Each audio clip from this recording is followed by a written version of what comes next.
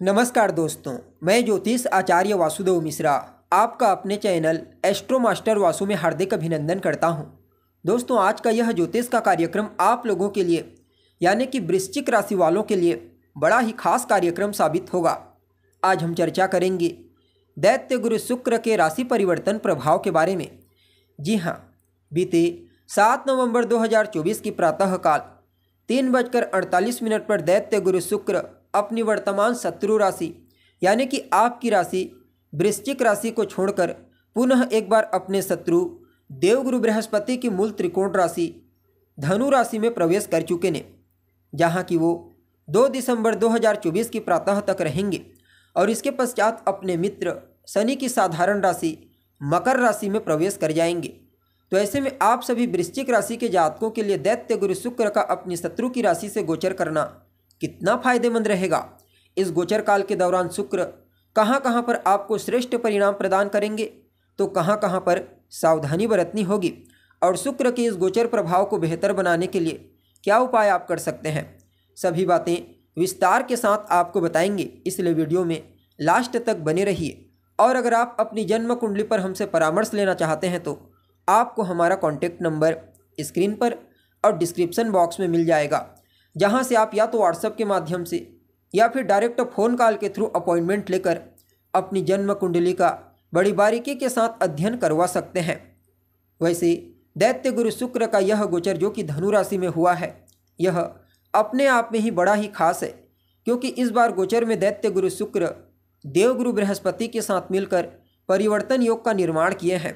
अर्थात बृहस्पति की राशि में शुक्र और शुक्र की राशि में देवगुरु बृहस्पति, इसे ज्योतिष शास्त्र के महानतम राजयोगों में से एक माना जाता है।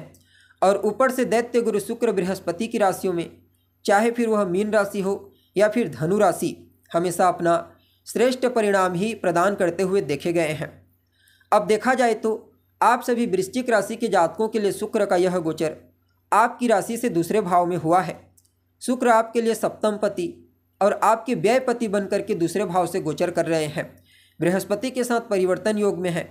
परिणाम स्वरूप इस गोचर काल के दौरान आपको जीवन के कई क्षेत्रों में लाभ की प्राप्ति होगी, जहां एक तरफ ये दोनों ग्रह मिलकर के आपकी वाणी को, आपकी वाक शक्ति को प्रभावशाली बनाएंगे, तो वहीं दूसरी तरफ पैतृक संपत्ति का लाभ आपको मिलेगा।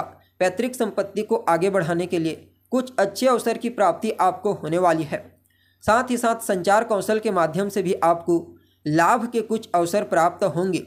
तो वहीं कुटुंब परिवार के मध्य भी काफ़ी हद तक तालमेल बेहतर होगा। वैसे तो इस गोचर काल के दौरान आपको अपने लाइफ पार्टनर, अपने जीवन साथी का सहयोग कदम कदम पर मिलने वाला है, लेकिन इस समय उनके स्वास्थ्य पर विशेष ध्यान देना होगा। बाकी जो लोग वाणी से संबंधित कार्य करते हैं, यानी कि जिनका काम ही है बोलना, उनके लिए तो फिर कहना ही नहीं। और अगर आप कोई नया कार्य पार्टनरशिप में प्रारंभ करने की सोच रहे हैं तो भी आप कर सकते हैं। इस गोचर काल के दौरान आपको वित्तीय लाभ मिलेगा, अर्थात आपके जीवन काल में धन का आगमन मजबूती से होने वाला है।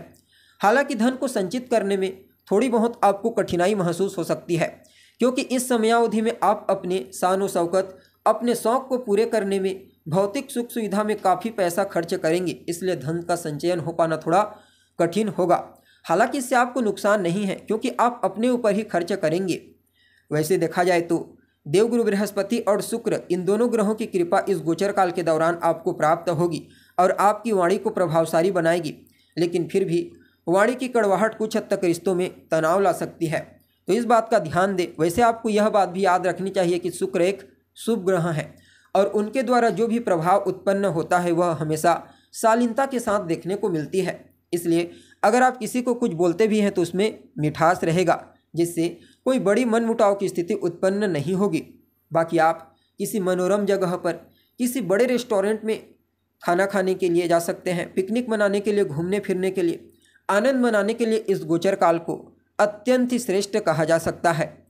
हालांकि यह बात भी आपको नहीं भूलनी चाहिए कि धनु राशि देवगुरु बृहस्पति की मूल त्रिकोण राशि है, जहाँ पर शुक्र का गोचर भोग नहीं बल्कि योग उत्पन्न करने के लिए हुआ है। इसलिए इस समयावधि में जितना ज़्यादा हो सके अपने आप पर नियंत्रण रखने का प्रयास करें। अगर आप इस समय का सदुपयोग सही तरीके से कर लेते हैं, जैसे इस गोचर काल के दौरान आप घूमने फिरने, आनंद मनाने की बजाय साधना करते हैं, आराधना करते हैं अपने ज्ञान को बढ़ाने का प्रयास करते हैं तो भविष्य में चलकर आपको अवश्य ही श्रेष्ठ परिणाम की प्राप्ति होगी।